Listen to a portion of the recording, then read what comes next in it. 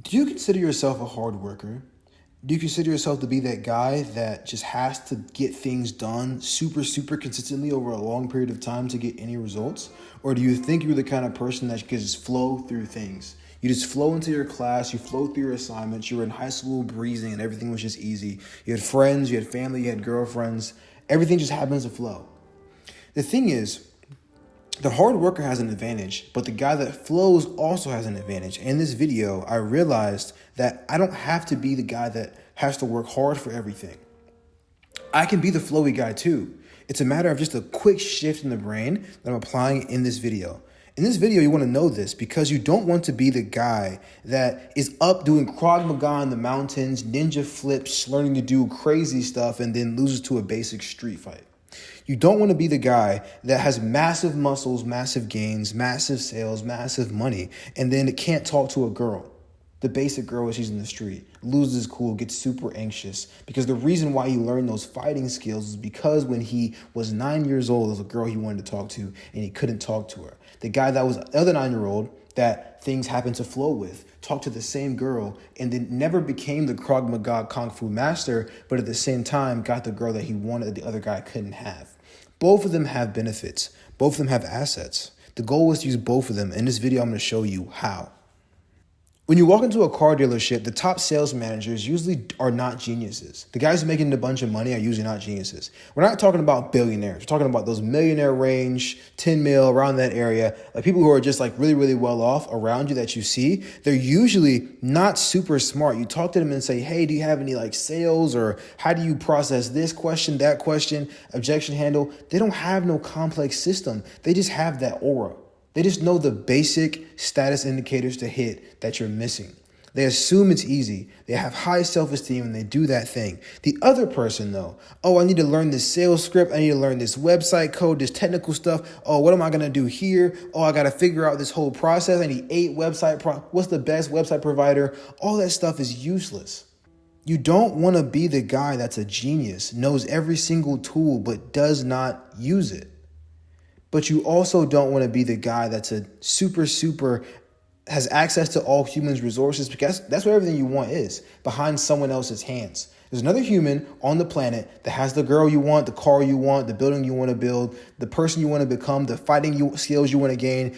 Other humans have them. All things you want are attached to other humans. And you can get those things by talking to other humans. The person that's a sales guy just knows how to talk to them, hit those 2 tiny little buttons every single time, and get exactly what they want. The hard worker, the guy that's super technical, locking all the time, he doesn't understand those 3 buttons, but he understands everything else. He can build a spaceship and go to space, but can't have a normal, basic conversation about emotions. So why do we care about this? You care about this because you want to be the best version of yourself. You want to use that brain you've been given, those skills you've acquired, but you also want to win. You want to collect points. You want to collect a girlfriend. You want to collect business success, but you also love the fact that you're learning technical skills. You're learning how to do nice flips, back flips, extra push-ups, extra exercises. But if you never just the buttons you wanted were already in your reach. You just couldn't touch them yet. You didn't know they were there. So you touched the farthest one out to reach, thinking that's the way to get there. I have to do 8,000 backflips to get 1 order of Chipotle. Yes, you worked hard to get those 8,000 backflips, but you could have also got the Chipotle in your hand. Do you understand? This all comes down to status indicators. Indicators to other humans on why they should invest in you. Because everything you want, again, this is the basic principle of this formula.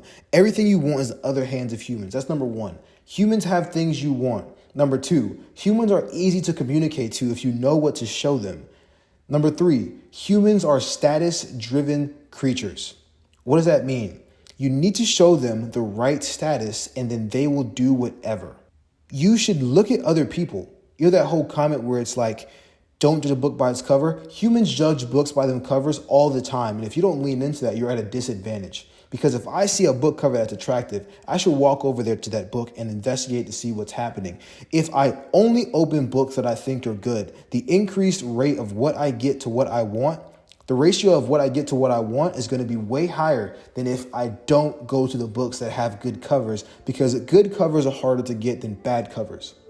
Just by itself. It doesn't matter about the book context. It doesn't matter about the book fulfillment. It doesn't matter about reading what's inside the pages. It doesn't matter about knowing a bunch of stuff. It's, did you show a cover that made sense to the right person and they decided to read your book? That's it.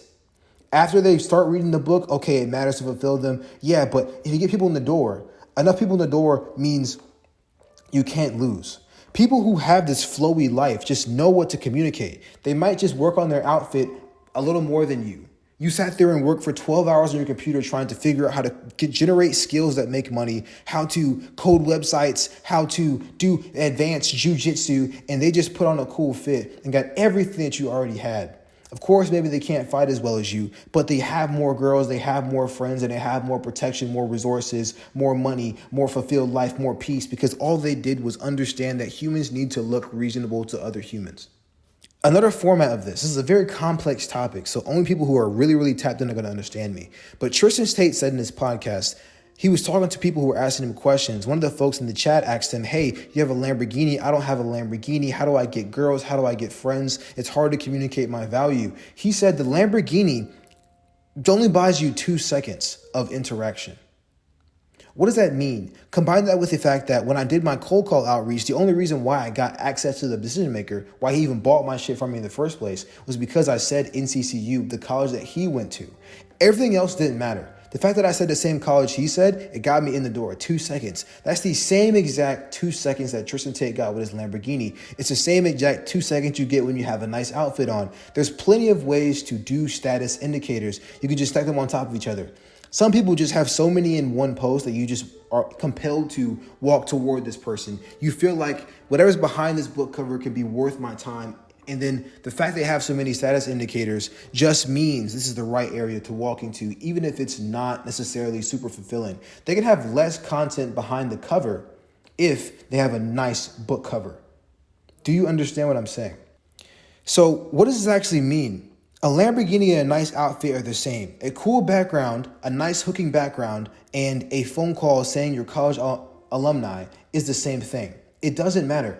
Just have positive energy, show correct indicators, and you can win as if you're a dumbass. You're a salesman in the school that doesn't know anything about anything, but everyone likes and everyone respects. There's someone in the back of the class that has no social skills, that is 8, 9, 10 times as skilled as you in every single parameter, but has no friends and is depressed. Our goal is to have the skill of the guy in the back of the class, but also the charisma, the status indicators, the human psychological understanding, and how to communicate your worth like the guy who doesn't know anything. The guy that didn't do good in school, but had straight A's because the teachers liked him just because of his aura. We want both worlds. That's the only way to be the best version of ourselves. And if we ask for it, we can attain it. If you ask for it, your body will give it to you. So the same way the work in the back was not needed to get the output the guy in the front of the class had, the work in the back did help because every piece of effort that you ever put out does matter. If you ask to be smarter, you will become smarter. If you ask to be stronger, you will become stronger. That little extra step you did when you were running, when you were almost tired, that counts toward your body understanding what you want and making more. If I do 1 mile every day for 10 days, it's not going to be the same as 1 mile in 2 steps. My body will have the ability to work harder, sustain more pain, and also to go longer just because I ask for it. If you ask for it, you can have it. Hopefully this makes sense.